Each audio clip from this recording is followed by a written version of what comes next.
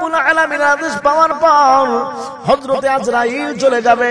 এবার হযরতে মিকাইলের কাছে ডাক দিয়ে বলবে, বন্ধু মিকাইল, আল্লাহ পাক রব্বুল আলামিন সমস্ত ফেরেশতাদের উপরে আমাদের চারজনকে আল্লাহ তাআলা শ্রেষ্ঠ ফেরেশতা, বড় ফেরেশতা হিসেবে ঘোষণা করেছেন। দুনিয়ার মধ্যে আল্লাহ তাআলা দুনিয়াকে ধ্বংস করে দিয়েছেন, কিয়ামত সংঘটিত হয়ে যাবে। আল্লাহ তাআলা আমাকে পাঠিয়েছে তোমার জান কবজ করার জন্য। ভাই মিকাইল, এখন আমি তোমার জান কবজ করে ফেলব। হযরতে আজরাইল সঙ্গে সঙ্গে মিকাইলের জানটা কবজ করে ফেললেন। এরে নবীর উম্মতের দল, ও মুসলমান ইমানদার আল্লাহর গোলাম, এবার আজরাইল হযরতে ইসরাফিলের কাছে চলে গেল। হযরতে ইসরাফিলের কাছে যাওয়ার পর হযরতে ইসরাফিলের জানটা আজরাইল কবজ করল। এবার হযরতে আজরাইল জিবরাইলের কাছে চলে যায়, ডাক দিয়া বলে, ভাই জিবরাইল, আপনি তো রহমতের ফেরেশতা, আপনি তো মায়ার নবী মুহাম্মদুর রাসূলুল্লাহর কাছে কতবার আপনি যাতায়াত করেছেন, সমস্ত নবীর কাছে যতবার না গিয়েছেন, আপনি তো আখিরি পয়গম্বর মুহাম্মদুর রাসূলুল্লাহ সাল্লাল্লাহু আলাইহি ওয়াসাল্লামের কাছে সবচাইতে আপনি বেশি গিয়েছেন। আপনি তো আল্লাহ পাকের হাবিব মুহাম্মদুর রাসূলুল্লাহর সব সময় সঙ্গ দিয়েছেন। আল্লাহ পাক কিয়ামত সংঘটিত করবেন, এই জন্য আল্লাহ তাআলা আমাকে আদেশ করেছেন আপনার জান কবজ করার জন্য। এবার হযরতে জিবরাইলের জানটা হযরতে আজরাইল কবজ করবেন।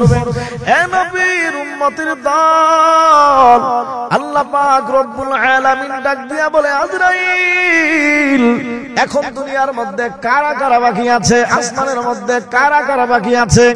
হযরতে আজরাইল ডাক দিয়া বলবে, আল্লাহ, এখন দুনিয়ার মধ্যেও কেউ নাই, আসমানের মধ্যেও আর এখনো পর্যন্ত কেউ বাকি নাই। আল্লাহ তাআলা ডাক দিয়া বলবে, আজরাইল, তাহলে এখন কে কে বাকি আছে? আজরাইল ডাক দিয়া বলবে, আল্লাহ, এখন আপনি আর আমি বাকি আছি, আপনি আর আমি ছাড়া আর তো কেউ নাই। আল্লাহ তাআলা ডাক দিয়া বলবে, আজরাইল, তুই তোর জানটা কবজ কর।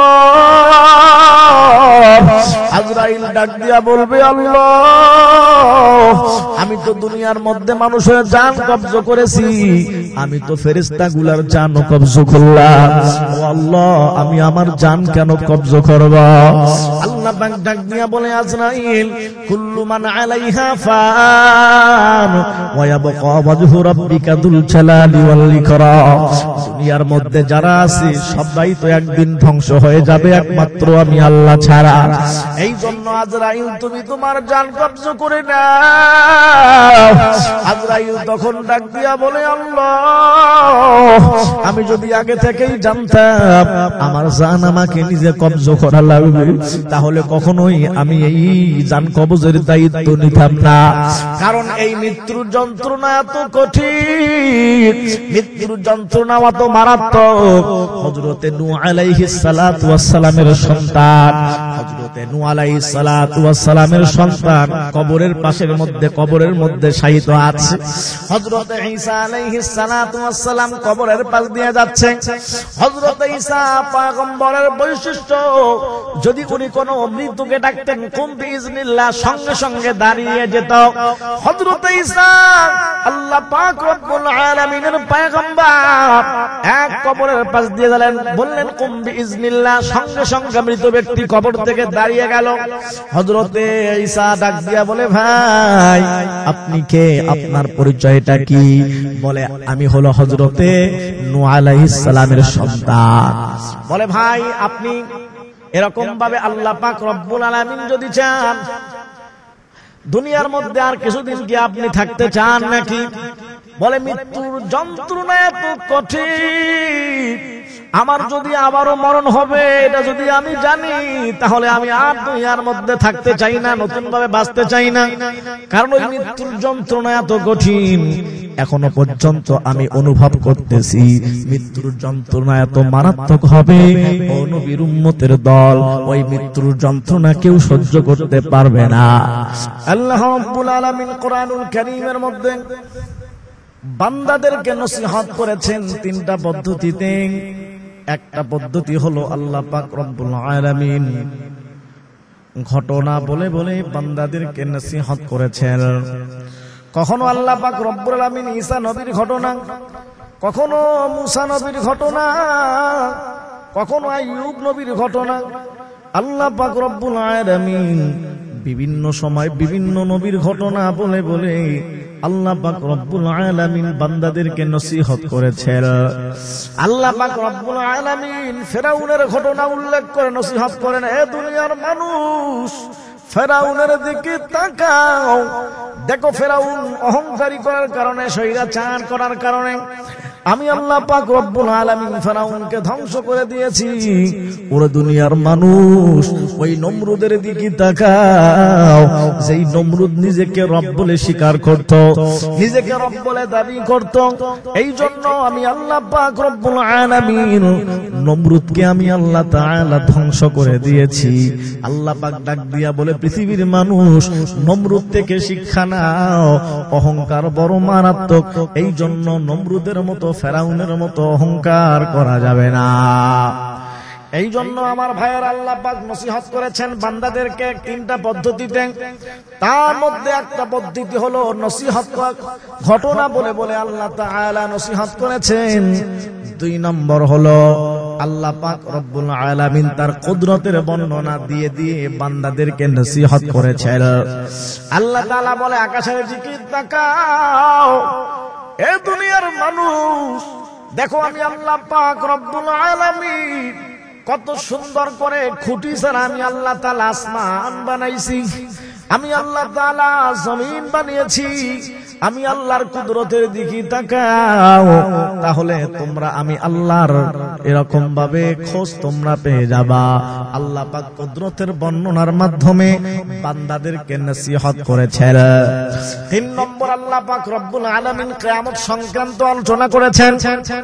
কোরআনুল কারীমের মধ্যে আল্লাহ তাআলা বিভিন্ন সূরার মধ্যে কিয়ামত সংক্রান্ত আলোচনা করলেন। যেরকম সূরাতুল জিলজালের মধ্যে আল্লাহ তাআলা কিয়ামতের আলোচনা করেছেন, সূরাতুল কারিয়ার মধ্যে আল্লাহ তাআলা কিয়ামতের আলোচনা করেছেন। পরে নবীর উম্মতের দল বিভিন্ন সূরার মধ্যে আল্লাহ পাক রব্বুল আলামিন কিয়ামত সংক্রান্ত আলোচনা করে করে বান্দাগুলোকে নসিহত আল্লাহ তাআলা করেছে। তো আজকে আমরা যে সূরাটা নিয়ে আলোচনা করতে যাচ্ছি, এই সূরার নাম হলো সূরাতুল কারিয়া। যে সূরাতুল কারিয়ার মধ্যে আল্লাহ তাআলা কিয়ামত সংক্রান্ত আলোচনা করেছেন। আল্লাহ রাব্বুল আলামিন বলছেন, আল কারিয়া মাল কারিয়া ওয়া মা আদরাকা মাল কারিয়া। আল্লাহ তাআলা একটি শব্দ 3 বার এই জায়গার মধ্যে বললেন, আল কারিয়া। তৃতীয়বার আল্লাহ তাআলা আবার বলছেন মাল কারিয়া। তৃতীয়বার আল্লাহ তাআলা আবার বলছেন ওয়া মা আদরাকা মাল কারিয়া। মক্কার লোকেরা, আরবিরা অনেক ভালো বুঝতো। এজন্য যখন আল্লাহ তাআলা প্রথম শব্দ বলছে আল কারিয়া, বিকট আওয়াজ, মাল কারিয়া, আল্লাহ তাআলা আবার বলছেন, এটা আরেকটু মনোযোগ দিয়েছে। তৃতীয়বার এরা আরো মনোযোগী এদেরকে করার জন্য আল্লাহ তাআলা বলছেন ওয়া মা আদরাকা মাল কারিয়া। আপনি কি জানেন এই বিকট আওয়াজ এটা আবার কি? রাসূল করিম সাল্লাল্লাহু আলাইহি ওয়াসাল্লামকে আল্লাহ তাআলা প্রশ্ন করছেন এবং নিজে আল্লাহ তাআলা উত্তর দিচ্ছেন। এই কিয়ামতটা কি, এই কিয়ামতের দিবসটা কি, এই বিকট আওয়াজটা কি, আল্লাহ তাআলা নিজেই বলছেন। আমার ভাইরা, এই বিকট আওয়াজ যেই দিন হবে সেদিন আল্লাহ তাআলা এই পৃথিবী আর রাখবেন না। আল্লাহ রাব্বুল আলামিন তো এই দুনিয়ার জন্য নির্ধারিত একটা সময় দিয়েছেন। আল্লাহ তাআলা বলে, এই দুনিয়ার জন্য আমি আল্লাহ রাব্বুল আলামিন নির্দিষ্ট একটা সময় দিয়েছি। এই সময়টা যখন পার হয়ে যাবে তখন এই দুনিয়া আর থাকবে না, এই দুনিয়া ধ্বংস হয়ে যাবে। দুনিয়ার মধ্যে যা কিছু আছে সবগুলা ধ্বংস হয়ে যাবে। আল্লাহ পাক বলেন, কুল্লু মান আলাইহা ফান ওয়া ইয়াবকা ওয়াজহু রাব্বিকা যুল জালালি ওয়াল ইকরাম। আল্লাহ তাআলা বলে, পৃথিবীর মধ্যে যা আছে সবগুলাকে ধ্বংস করে দেওয়া হবে, সব ফানা ফানা হয়ে যাবে। শুধুমাত্র কেবলমাত্র একজন থাকবেন, উনি হলেন আমার আল্লাহ। আল্লাহ তাআলা ছাড়া পৃথিবীর মধ্যে আর কেউ থাকবে না। সবগুলাকে আল্লাহ তাআলা লন্ড ভন্ড, সবগুলাকে আল্লাহ ধ্বংস করে দিবেন। এ নবীর উম্মতের দল, কথাগুলা দিলের কান দিয়া বুঝতে হবে ভাই। ও মুসলমান ইমানদার, আল্লাহর গোলাম, এলাকার যুবক ভাই, কথাগুলা দিলের কান দিয়ে বোঝার চেষ্টা করো। আল্লাহ পাক রব্বুল আলামিন যেই দিন এই বিকট আওয়াজ সৃষ্টি করবেন, এই বিকট আওয়াজ সৃষ্টি করার জন্য আল্লাহ পাক রব্বুল আলামিন একজন ফেরেশতাকে আল্লাহ তাআলা দায়িত্ব দিয়েছেন। ওই ফেরেশতার নাম হলো হযরত ইসরাফিল আলাইহিস সালাম। এই হযরত ইসরাফিল আলাইহিস সালামের কাজ হলো, হযরত ইসরাফিল আসমানের দিকে সিংহাটা বাঁশিটা মুখের মধ্যে নিয়ে আসমানের দিকে তাকায় আছে, উপরের দিকে তাকিয়ে আছে। আল্লাহ তাআলা কখন ইসরাফিলকে আদেশ করে, ইসরাফিল তুমি সিংহার মধ্যে একটা ফু দিয়ে দাও। আল্লাহ পাকের আদেশ পাওয়ার পর হযরত ইসরাফিল যখন সিংহার মধ্যে একটা ফু দিয়ে দিবে, বলে সবগুলা লন্ড আর ভন্ড হয়ে যাবে। আল্লাহ তাআলা কোরআনুল কারীমের মধ্যে সূরাতুল কারিয়ার মধ্যে সুন্দর করে বলছেন, ইয়াউমা ইয়াকুনুন الناس كالفراش المبثوث وتكون الجبال كالعهن المنفوش। আল্লাহ তাআলা বলছেন হযরত ইসরাফিল যখন সিংহার মধ্যে একটা ফু দিয়ে দিবে, কি হয়ে যাবে? ইয়াউমা ইয়াকুনুন নাস, সমস্ত মানুষগুলি এরকম ভাবে নিক্ষিপ্ত পতঙ্গের মতো বিক্ষিপ্ত হয়ে মানুষ পড়ে থাকবে। মানুষ নিক্ষিপ্ত হতে থাকবে, বিক্ষিপ্ত ভাবে বিভিন্ন জায়গার মধ্যে মানুষ পড়ে থাকবে। বলে আজকে যে আমরা বড় বড় পাহাড় গুলা দেখতেছি, ও নবীর উম্মতের দল, আল্লাহ তাআলা বলছেন ওয়া তাকুনুল জিবালু কালইহিনিল মানফুস, এই যে তুলা বাতাসের মধ্যে উড়ে বেড়ায়, এই বড় বড় পাহাড় গুলা যেগুলা আমরা দেখতেছি, তুলার মধ্যে ফু দিলে যেরকম তুলাটা উড়ে উড়ে বেড়ায়, আল্লাহ পাকের যখন এরকম ভাবে হুকুম হয়ে যাবে, কিয়ামত যখন সংগঠিত হয়ে যাবে, বড় বড় উঁচা উঁচা ভারী ভারী পাহাড় গুলা তুলার মতো সবগুলা উঠতে থাকবে। বলে শুধু কি তাই বলে না, এ মুসলমান, বড় বড় অট্টালিকা যা আছে সবগুলা লন্ডভন্ড হয়ে যাবে, বড় বড় বিল্ডিং যেগুলা আছে সবগুলা ধ্বংস হয়ে যাবে। বলেন নদী নালা খাল বিল কিছুই থাকবে না, সবগুলা ধ্বংস হয়ে যাবে। আল্লাহ পাক রব্বুল আলামিনের আদেশ পাওয়ার পর হযরত ইসরাফিলকে আল্লাহ তাআলা বলবে, ওরে ইসরাফিল তুমি এবার সিংহার মধ্যে তুমি ফু দিয়া দাও। হযরত ইসরাফিল যখন সিংহার মধ্যে ফু দিয়া দিবে, ও নবীর উম্মতের দল ভালো করে শুনে নাও, হযরত ইসরাফিল সিংহার মধ্যে ফুৎকার দিবে, আল্লাহ পাক হযরত আজরাইলকে ডাক দিয়া বলবে, আজরাইল আমি আল্লাহ রাব্বুল আলামিন তোমাকে যে দায়িত্বটা দিয়েছিলাম মানুষের জান তুমি কবজ করবা, আজরাইল দুনিয়ার মধ্যে যাও, এখন যারা এখনো পর্যন্ত দুনিয়ার মধ্যে জীবিত আছে তাদের সবার জানগুলা তুমি কবজ করে নিয়ে আসো। আল্লাহ পাক রব্বুল আলামিনের আদেশ পাওয়ার পর হযরত আজরাইল যাবে মানুষের জানগুলা কবজ করার জন্য। পৃথিবীর মধ্যে যত মানুষ থাকবে সবার জানগুলা আজরাইল কবজ করে ফেলবে। আল্লাহ পাক রব্বুল আলামিনকে বলবে, আল্লাহ তোমার আদেশ পাওয়ার পর দুনিয়ার মধ্যে যতগুলা মানুষ আছে সমস্ত মানুষের জানগুলা আমি আল্লাহ সবগুলা কবজ করে ফেলেছি। এবার আল্লাহ তাআলা বলবে, যাও যত জিন আছে সমস্ত জিনগুলার জানগুলা কবজ করে নাও। ও মুসলমান ইমানদার আল্লাহর গোলাম, আল্লাহ পাক রব্বুল আলামিনের আদেশ পাওয়ার পর হযরত আজরাইল এবার চলে যাবে জিনদের জানগুলা কবজ করার জন্য। সমস্ত জিনগুলার জান যখন কবজ করা শেষ, এবার আল্লাহ তাআলার কাছে ডাক দিয়া বলবে, আল্লাহ মানুষদের জানগুলাও কবজ করলাম, জিনগুলির জান কবজ করলাম। আল্লাহ তাআলা বলবে, এখন কারা কারা বাকি আছে? আজরাইল বলবে, আল্লাহ এখন তোমার ফেরেশতাগুলা বাকি আছে। আল্লাহ তাআলা বলবে, রে আজরাইল যাও ফেরেশতাগুলার জান কবজ করে নাও। আল্লাহ পাক রব্বুল আলামিনের আদেশ পাওয়ার পর এবার হযরত আজরাইল সমস্ত ফেরেশতাগুলার জান কবজ করা শুরু করবে। আল্লাহ তাআলা ডাক দিয়ে বলবে, আজরাইল এখন দুনিয়ার মধ্যে কারা কারা বাকি আছে তুমি একটু আমাকে বলে দাও। আজরাইল ডাক দিয়ে বলবে, আল্লাহ দুনিয়ার মধ্যে যারা আছে জিন ইনসান সবার জান কবজ করে ফেলেছি। আসমানের মধ্যে ফেরেশতা আছে, ফেরেশতাগুলার জান কবজ করলাম। বলে এখন কারা কারা বাকি আছে? বলে আল্লাহ এখন তোমার বড় বড় চারজন ফেরেশতা জিবরাইল, মিকাইল, ইসরাফিল এবং আমি আজরাইল, এই চারজন এখনো পর্যন্ত আমরা বেঁচে আছি। আল্লাহ তাআলা আদেশ করে বলবেন আজরাইল যাও, আজরাইল এবার তুমি বাকি তিন ফেরেশতার জান কবজ করে নিয়ে আসো। আল্লাহ রাব্বুল আলামিন আদেশ পাওয়ার পর হযরতে আজরাইল চলে যাবে। এবার হযরতে মিকাইলের কাছে ডাক দিয়ে বলবে বন্ধু মিকাইল, আল্লাহ পাক রব্বুল আলামিন সমস্ত ফেরেশতাদের উপরে আমাদের চারজনকে আল্লাহ তাআলা শ্রেষ্ঠ ফেরেশতা, বড় ফেরেশতা হিসেবে ঘোষণা করেছেন। দুনিয়ার মধ্যে আল্লাহ তাআলা দুনিয়াকে ধ্বংস করে দিয়েছেন, কিয়ামত সংঘটিত হয়ে যাবে। আল্লাহ তাআলা আমাকে পাঠিয়েছে তোমার জান কবজ করার জন্য। ভাই মিকাইল এখন আমি তোমার জান কবজ করে ফেলব। হযরতে আজরাইল সঙ্গে সঙ্গে মিকাইলের জানটা কবজ করে ফেললেন। এরে নবীর উম্মতের দল, ও মুসলমান ইমানদার আল্লাহর গোলাম, এবার আজরাইল হযরতে ইসরাফিলের কাছে চলে গেল। হযরতে ইসরাফিলের কাছে যাওয়ার পর হযরতে ইসরাফিলের জানটা আজরাইল কবজ করল। এবার হযরতে আজরাইল জিবরাইলের কাছে চলে যায়, ডাক দিয়া বলে ভাই জিবরাইল আপনি তো রহমতের ফেরেশতা, আপনি তো মায়ার নবী মুহাম্মদুর রাসূলুল্লাহর কাছে কতবার আপনি যাতায়াত করেছেন, সমস্ত নবীর কাছে যতবার না গিয়েছেন, আপনি তো আখিরি পয়গম্বর মুহাম্মদুর রাসূলুল্লাহ সাল্লাল্লাহু আলাইহি ওয়াসাল্লামের কাছে সবচাইতে আপনি বেশি গিয়েছেন। আপনি তো আল্লাহ পাকের হাবিব মুহাম্মদুর রাসূলুল্লাহর সব সময় সঙ্গ দিয়েছেন। আল্লাহ পাক কিয়ামত সংঘটিত করবেন, এই জন্য আল্লাহ তাআলা আমাকে আদেশ করেছেন আপনার জান কবজ করার জন্য। এবার হযরতে জিবরাইলের জানটা হযরতে আজরাইল কবজ করবেন।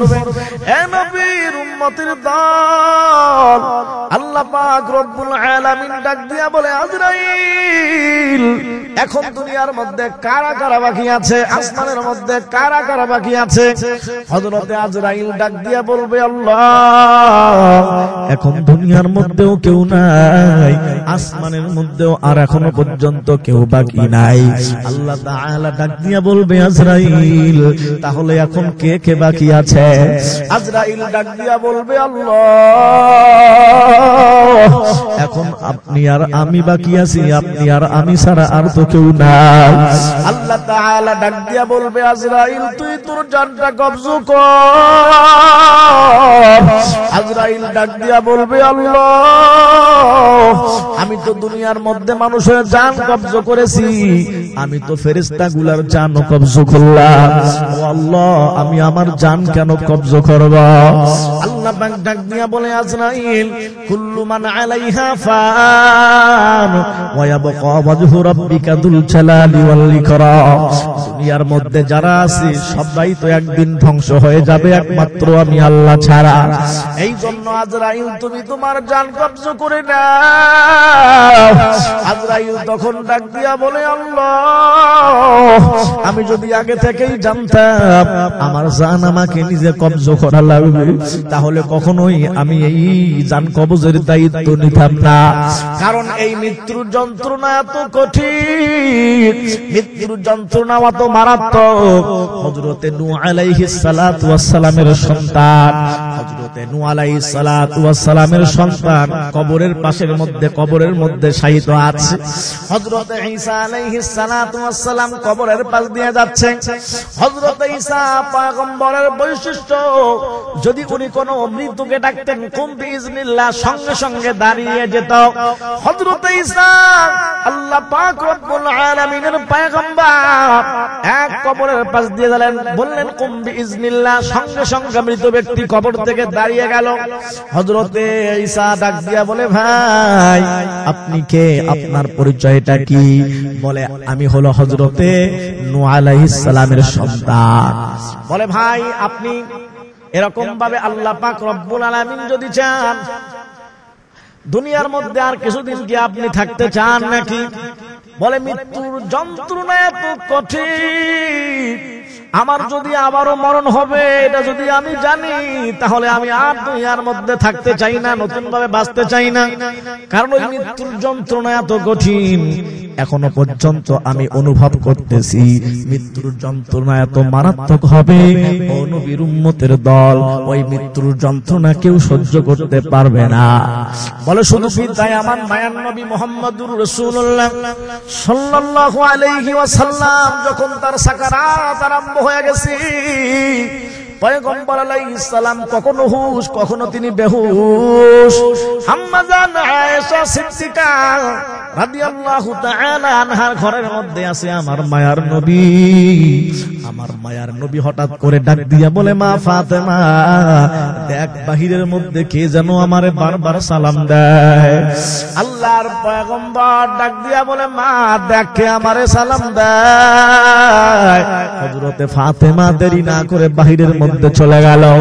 যাওয়ার পরে দেখে হায় এমন একজন আল্লাহর বান্দা, যার পাটা হলো জমিনে, মাথাটা হলো আসমানে।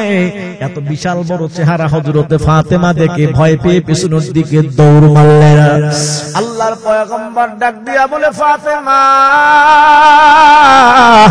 মা তুই কি জন্য দৌড় দিলি? কি এমন কিছু দেখছো? হযরতে ফাতেমা ডাক দিয়া বলে, বাবা, এমন একজন কাউকে দেখলাম যেরকম চেহারা আমি মদিনার মধ্যে কোনোদিন দেখি নাই। ও বাবা, এত ভয়ঙ্কর চেহারা আমি কাউকে দেখি নাই।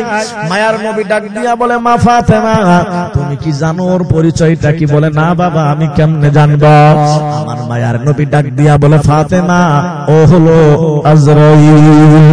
হযরতে ফাতেমা যখন আজরাইলের কথা শুনছি, হযরতে ফাতেমার চোখ দিয়া টপ টপ টপ টপ করে পানি পড়া আরম্ভ হয়ে গেছে।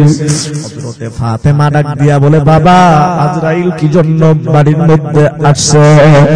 ও বাবা, আমি তো জানি আজরাইল যার বাড়ির মধ্যে যায় তার বাবা কি হয়তো তার মাকে বা আপনজন কাউকে ছিনিয়ে নিয়ে যায়। ও বাবা, আজরাইল কি তোমাকে দাবার জন্য আসছে? বাবা, আজরাইল যদি তোমার জান কবজ করে নেয় আমি ফাতেমা সহ্য করতে পারবো না বাবা। ও বাবা, আপনি যদি দুনিয়া থেকে যান আমার সন্তান হাসান আর হুসাইন কাকে নানা নানা বলে ডাকবে। আব্বা জান, আজরাইলকে ঘরে ঢোকার জন্য কিন্তু পারমিশন দেওয়া হবে না। আমার মায়ার নবী ডাক দিয়া বলে, ফাতেমা, আজরাইল এমন একটা সত্তা ঢোকার জন্য কোনো পারমিশন নেয় না। এ নবীর উম্মতের দল, মৃত্যুর যন্ত্রণা কত মারাত্মক একটু আপনাদেরকে বুঝার জন্য ঘটনাটা বলতেছি। ও নবীর উম্মতের দল, হযরতে আজরাইল পয়গম্বরের কাছে চলে আসলেন। আল্লাহর পয়গম্বর মুহাম্মদুর রাসূলুল্লাহকে ডাক দিয়া বলে, পয়গম্বর, আপনার কোনো চিন্তা নাই, আপনার কোনো টেনশন নাই। আল্লাহ পাক রব্বুল আলামিন আপনাকে দুইটা অফার দিয়েছে, আপনি দুইটার যে কোনো একটা গ্রহণ করতে পারেন। মায়ার নবী ডাক দিয়ে বলে, আজরাইল ভাই, আল্লাহ তাআলা আমাকে কি এমন অফার দিল দুইটা একটু আমারে জানাও। বলে, ইয়া রাসূলুল্লাহ, আপনি যদি চান দুনিয়ার মধ্যে আপনি থাকতে পারবেন, আর যদি আপনি না চান আল্লাহর কাছেও আপনি যেতে পারবেন, কোনো সমস্যা নাই। আমার মায়ার নবী ডাক দিয়া বলে, আজরাইল, আমার ভাই জিবরাইল না আসা পর্যন্ত আমি তোমাকে কোনো পরামর্শ, কোনো কথা বলতে পারবো না। আমার ভাই জিবরাইল আসবে, তার সাথে পরামর্শ করে আমি তোমারে জানাবো। হযরতে জিবরাইল চলে আসলেন। জিবরাইলের সাথে পরামর্শ করার পর হুজুর সাল্লাল্লাহু বুঝতে পারলেন আল্লাহ তাআলার কাছে যাওয়ার এখন সময় চলে আসছে। আমার মায়ার নবী যখন বুঝতে পারলেন আল্লাহ পাক রব্বুল আলামিন তাকে দেওয়ার জন্য দুনিয়ার মধ্যে আজরাইলকে পাঠাইছে, আমার মায়ার নবীর চোখ দিয়া টপ টপ টপ টপ করে পানি পড়া শুরু হয়। জিবরাইল ডাক দিয়া বলে, ও পয়গম্বর, আপনি কি জন্য কাঁদেন? আপনি কি আপনার নাতি হাসান আর হুসাইনের জন্য কান্না করেন? হাসান হুসাইনের জন্য তো আল্লাহ তাআলা বলেছে, সাইয়্যিদা শাবাবি আহলিল জান্নাহ, তারা তো জান্নাতি যুবকদের সরদার হবে, কেন আপনি নাতিদের নিয়ে টেনশন করেন? আমার মায়ার নবী ডাক দিয়া বলে, ভাই জিবরাইল, আমি তো আমার নাতি হাসান আর হুসাইনের জন্য কাঁদছি না। ও মায়ার নবী, তাহলে কি আপনি আপনার মেয়ে ফাতেমার জন্য কাঁদেন? আল্লাহ তাআলা তো ফাতেমার জন্য ঘোষণা দিয়েছে, সাইয়্যিদাতু নিসাই আহলিল জান্নাহ, জান্নাতি সমস্ত রমণীদের সরদারিনী হবে ফাতেমা। আমার মায়ার নবী ডাক দিয়া বলে, জিবরাইল, আমি তো আমার মেয়ে ফাতেমার জন্য কাঁদি না, আমি তো আমার নাতি হাসান আর হোসেনের জন্য কাঁদি না, আমি তো কাঁদি আমার গুনাহগার উম্মতের জন্য। আরে ভাই জিবরাইল, আল্লাহ তাআলা তো আমাকে বলেছে, মা কানাল্লাহু লিউআযিবাহুম ওয়া আনতা ফীহিম, যতদিন পর্যন্ত আমি আছি ততদিন পর্যন্ত আল্লাহ তাআলা আমার উম্মতকে আযাব ও গজব দিয়া ধ্বংস করবে না। এ ভাই জিবরাইল, এখন যদি আল্লাহ পাক রব্বুল আলামিন আমাকে আল্লাহর কাছে নিয়ে যায়, আর যদি আল্লাহ তাআলা আমার অনুপস্থিতিতে আমার উম্মতকে ধ্বংস করে দেয়, আমার এই গুনাহগার উম্মতদের কি হবে? এই জন্য আমি আমার গুনাহগার উম্মতগুলোর জন্য কাঁদি। আমার আল্লাহ পাক ডাক দিয়া বলে, জিবরাইল, যা আমার বায়ার নবীকে খবর জানা দাও। ও বায়ার নবী, আপনি দুনিয়ার মধ্যে কম কাঁদা কাঁদেন নাই, আপনি তো তায়েফের ময়দানের মধ্যে রক্ত ঝরাইছেন, কাঁদছেন, আপনি তো উহুদের ময়দানে দান মুবারক শহীদ করেছেন, সেখানেও কেঁদেছেন, আপনার বাবা ছিল না, মা ছিল না, এতিম অবস্থায় দুনিয়ার মধ্যে আপনি বড় হয়েছেন, কত কান্নাকাটি আপনি করেছেন, আবু জেহেল আপনাকে মারছে, তখনও আপনি কান্নাকাটি করেছেন। ও মায়ার নবী, আপনার আর কান্নার কোনো প্রয়োজন নাই, আপনার উম্মতেরও কোনো টেনশন নাই। ও নবী, আপনি চিন্তা করেন না। এ ভাই জিবরাইল, তুমি আমার মায়ার নবীকে জানায়া দাও, আল্লাহ পাক রব্বুল আলামিন নবী যদি দুনিয়ার মধ্যে নাও থাকে, মহান আল্লাহ আপনার উম্মতের জিম্মাদারি নিয়ে নিয়েছে। আমার নবী মুহাম্মদুর রাসূলুল্লাহ উম্মতের জন্য এই পরিমাণ টেনশন, এই পরিমাণ ব্যথিত, মৃত্যু হয়ে যাচ্ছে, ওই সময়ও রাসূল করিম সাল্লাল্লাহু আলাইহি ওয়াসাল্লাম উম্মতের মায়া, উম্মতের মুহাব্বত তিনি ছাড়তে পারছেন না। দেখেন আমার মায়ার নবী মুহাম্মদুর রাসূলুল্লাহ কি রকম উম্মতের জন্য টেনশন করেন। এ নবীর উম্মতের দল, কথাগুলা দিলের কান দিয়া বুঝতে হবে রে ভাই। হযরতে রাসূল করিম সাল্লাল্লাহু আলাইহি ওয়াসাল্লাম ডাক দিয়া বলে, ভাই আজরাইল, এখন তুমি আমার জানটা যে কবজা করবা, আসলে মৃত্যুর যন্ত্রণা কত কঠিন হবে একটু আমি উপলব্ধি করতে চাই। কারণ আমার গুনাহগার বান্দাদের জান যখন তুমি কবজা করো, কত কষ্ট দাও একটু আমি অনুভব করতে চাই। আল্লাহর পয়গম্বরের বুকের মধ্যে হযরত আজরাইল যখন জান কবজা করার জন্য যখন হাতটা ঢুকায়া দিছে, আমার মায়ার নবী চোখের পানি ছেড়ে দিয়ে ডাক দিয়া বলে, ভাই তুমি আমার বুকের মধ্যে হাতটা দিয়েছো, কেমন জানি মনে হয় পুরা উহুদ পাহাড়টা মনে হয় তুমি আমার বুকের মধ্যে চেপে দিয়েছো রে আজরাইল। এ মুসলমান, মৃত্যুর যন্ত্রণা এত কঠিন হবে পয়গম্বর পর্যন্ত ঘেমে গিয়েছিলেন। ও নবীর উম্মতের দল, এ নবীর উম্মত, কথাগুলা দিলের কান দিয়া বুঝো, এই জন্য মৃত্যুর যন্ত্রণা অনেক কঠিন হবে।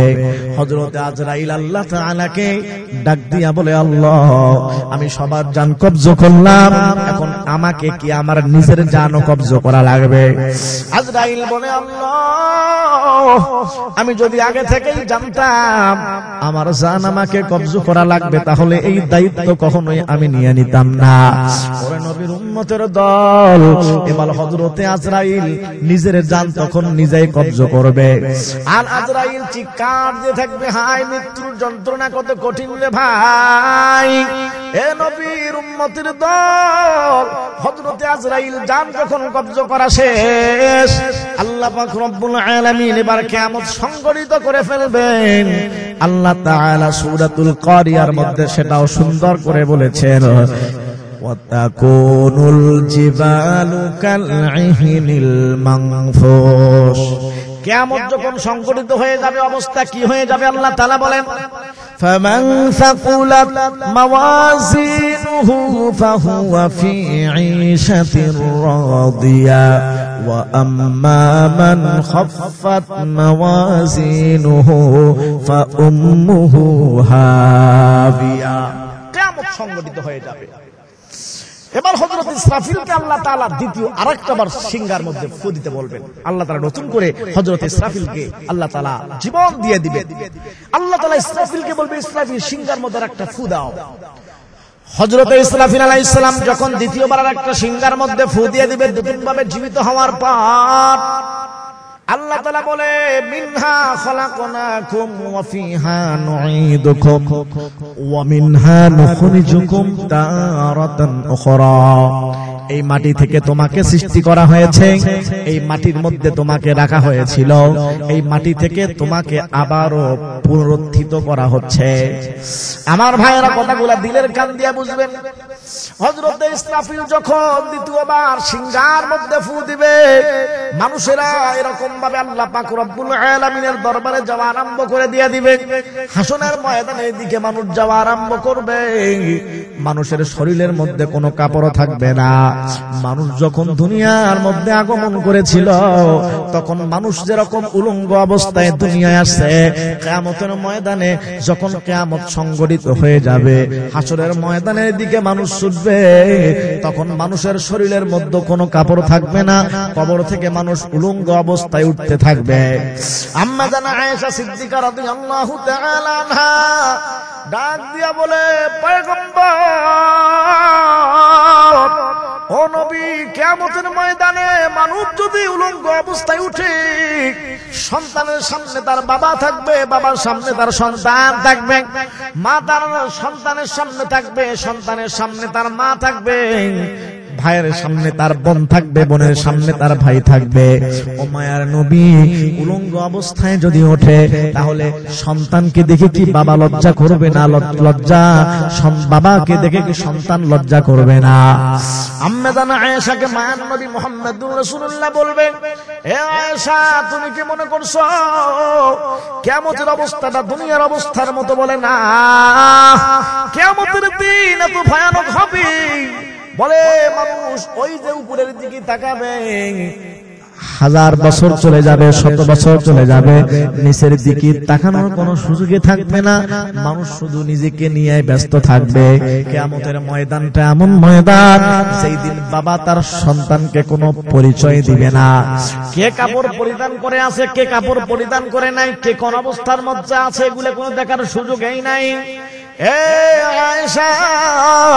সেই দিন মানুষ কোনো কিছুই চিন্তা করবে না, শুধু নিজেকে নিয়ে ব্যস্ত থাকবে। আল্লাহ রাব্বুল আলামিন কোরআনুল কারীমের মধ্যে বলেন, ইয়াউমা ইয়াফিরুল মারউ মিন আখিহি ওয়া উম্মিহি ওয়া আবিহি ওয়া সাহিবাতিহি ওয়া বানিহি লিকুল্লি ইমরিইন মিনহুম ইয়াউমা ইযিন শা'নুন ইউগনি। সবাই পালন করতে থাকবে। মানুষ তখন ইয়াউমা ইয়াফিরুল মারউ মিন আখিহি, ভাইকে দেখে পালায়ন করবে, ওয়া উম্মিহি ওয়া আবিহি, মানুষ বাবাকে দেখে পালায়ন করবে, মাকে দেখে পালায়ন করবে। মা চিন্তা করবে, আজকে যদি আমার সন্তান আমার কাছে এসে যদি আমার কাছ থেকে যদি কোনো নেকি চায় করবে, আমার সন্তান যদি আমার কাছে এসে যদি আজকে কোনো যদি আমার নেকি চায়। এই জন্য কিয়ামতের ময়দানটা এত ভয়ানক, সবাই সবাইকে দেখে পালায়ন করতে থাকবে। এরপর আল্লাহ পাক রব্বুল আলামিন মিজানের পাল্লাকে স্থাপন করে ফেলবে। আল্লাহ পাক রব্বুল আলামিন বলে, ফামান সাকুলাত মাওয়াজিনুহু ফাহুয়া ফি ঈশাতির রাদিয়া, যে নেকির পাল্লা ভারী হয়ে যাবে, বলে সে স্বাচ্ছন্দ্যময় জীবন যাপন করার জন্য আল্লাহর পক্ষ থেকে ব্যবস্থা পেয়ে যাবে। সে চিৎকার করে তার আত্মীয় স্বজনগুলাকে ডাক দিয়া বলবে, আল্লাহ পাক রব্বুল আলামিন আমার জন্য জান্নাতের ফয়সালা করে ফেলেছেন। সেরকম ভাবে চিল্লাইতে থাকবে। আমরা দুনিয়ার মধ্যে দেখি, যখন ছেলেরা পরীক্ষার মধ্যে ফার্স্ট ডিভিশন পায়, প্লাস পায়, তখন যেরকম চিল্লায়া বলে আমি প্লাস পেয়েছি, চিল্লায় আনন্দের সহিত এরকম ভাবে আত্মীয় স্বজনকে খবর দেয়। কিয়ামতের ময়দানে যখন আল্লাহর কোন বান্দা জান্নাতের কোন সার্টিফিকেট পেয়ে যাবে, সে চিৎকার দিয়ে বলবে, ও আমার আত্মীয় স্বজন কোথায়, আমার বাবা কোথায়, আমার মা কোথায়, ও তাকায়া দেখো আল্লাহ পাক আমার জন্য জান্নাতের ফয়সালা করে দিয়েছে। এ মুসলমান ইমানদার আল্লাহর গোলাম, কথাগুলা দিলের কান দিয়ে বুঝুরে ভাই, ওয়া আম্মা মান খাফফাত মাওয়াজিনুহু ফাউম্মুহু হাবিয়া, যার নেকির পাল্লা হালকা হয়ে যাবে, নেকির পাল্লা ভারী হবে না। দুনিয়ার মধ্যে জুলুম করেছো, দুনিয়ার মধ্যে নির্যাতন করেছো, দুনিয়ার মধ্যে খারাপ ব্যবহার করেছো, দুনিয়ার মধ্যে জিনা করেছো, দুনিয়ার মধ্যে ব্যভিচার করেছো, দুনিয়ার মধ্যে তুমি নামাজ পড়ো নাই, আল্লাহর ইবাদত করো নাই, এই জন্য কিয়ামতের ময়দানে তোমার নেকির পাল্লা যখন হালকা হয়ে যাবে, আল্লাহ তাআলা বলে ওর ঠিকানা হলো জাহান্নাম। এ নবীর উম্মতের দল, কথাগুলা দিনের কান দিয়া বোঝো ভাই। ওই জাহান্নামের আগুন কোন পক্ষে সহ্য করা সম্ভব হবে না। এই জাহান্নামের আগুন তো দুনিয়ার আগুনের মতো না। হে মুসলমান, দুনিয়ার মধ্যে আমরা কয়েকটা ধরনের আগুন দেখতে পাই। হয়তো মোমবাতির আগুন, সে আগুনের একটা তাপ, আর একটা আগুন আছে চুলার আগুন, বলে চুলার আগুনের আর এক রকম তাপ। ইটের ভাটার আগুন, এই ইটের ভাটার আগুনের আরো সবচাইতে বেশি তাপ। কিন্তু জাহান্নামের আগুনের যে আযাবের তাপ, আগুনের যে তাপ, এটা কিন্তু মোমবাতির আগুনের তাপের মতো না, এটা কিন্তু ওই চুলার আগুনের তাপের মতো না। ওই জাহান্নামের আগুন কিন্তু ইটার ভাটার আগুনের মতো তাপ না। বলে জাহান্নামের আগুনের এত তাপ, এত তাপ, কোন আল্লাহর বান্দা ওই জাহান্নামের আগুনের তাপ সহ্য করতে পারবে না।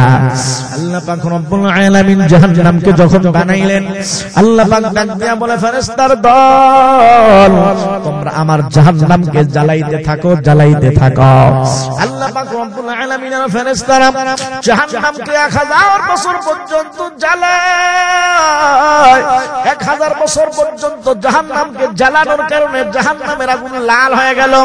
আল্লাহ পাক রব্বুল আলামিন ফেরেশতাগুলোকে বলে, হে ফেরেশতার দল, তোমরা জাহান্নামের আগুনকে আরো 1000 বছর পর্যন্ত জ্বালাও।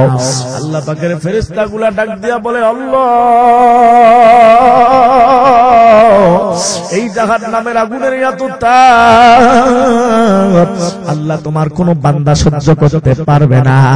আল্লাহ পাক ডাক দিয়া বলে, ফেরেশতার দল, আমি আল্লাহর রহমত যত বড়, আমি আল্লাহর আযাব গজব তত বড়। আমি যেই বান্দাগুলোকে দুনিয়ার মধ্যে এত নাজ নেয়ামত দিলাম, যেই আমার বান্দাগুলোকে দুনিয়ার মধ্যে এত টাকা পয়সা দিয়ে দিলাম, আমি আমার দুনিয়ার মধ্যে আমার বান্দাগুলোকে এত নিয়ামত দিলাম, নিয়ামত দেওয়ার পরে আমার বান্দাগুলা যেহেতু আমি আল্লাহর ইবাদত বন্দেগী ঠিকভাবে করে নাই, এই জন্য ওদেরকে আমি ছাড়বো না। এই জন্য জাহান্নামের আগুনের তাপ 1000 বছর পর্যন্ত জ্বালালেই হবে না, আর 1000 বছর পর্যন্ত জাহান্নামের আগুনকে তোমরা জ্বালাও। হে মুসলমান ইমানদার নবীর উম্মতের দল, আল্লাহ পাক রব্বুল আলামিনের আদেশ পাওয়ার পর জাহান্নামের আগুনকে যখন আরো 1000 বছর পর্যন্ত জ্বালানো হয়, এবার জাহান্নামের আগুনের তাপ হয়, আগুনের রং হয়ে গেল সাদা। আল্লাহ পাক ডাক দিয়া বলে, ফেরেশতা, আরো 1000 বছর পর্যন্ত জ্বালাও। আল্লাহ পাক রব্বুল আলামিনের আদেশ পাওয়ার পর আরো 1000 বছর পর্যন্ত যখন আগুন জ্বালায়, জাহান্নামের আগুনের রং হয়ে গেল কালো। বর্তমান জাহান্নামের আগুনের রং কিন্তু কালো, এত কালো, এত কালো, এক জাহান্নামী আর এক জাহান্নামীকে পর্যন্ত দেখতে পায় না। ও নবীর উম্মত, ওই কিয়ামতের ময়দানে ওজন যদি হালকা হয়, আল্লাহ তাআলা বলে, ফাউম্মুহু হাবিয়া, তার ঠিকানা হবে হাবিয়া। রাসূল করিম সাল্লাল্লাহু আলাইহি সাল্লামকে বলে, ওয়া মা আদরাকা মা হিয়া, ও নবী আপনি কি জানেন ওই হাবিয়া দুজকটা আবার কেমন? আল্লাহ নিজে উত্তর দেয়, নারুন হামিয়া, সেটা হলো প্রজ্বলিত একটা আগুন। ওই জাহান্নামে শুধু আগুন আর আগুন, আগুন আর আগুন। এ নবীর উম্মতের দল, এই জন্য আল্লাহ পাক রব্বুল আলামিন সূরাতুল কারিয়ার মধ্যে কিয়ামত সংক্রান্ত আলোচনা করার পর আল্লাহ তাআলা বান্দাগুলোকে নসিহত করতেছে।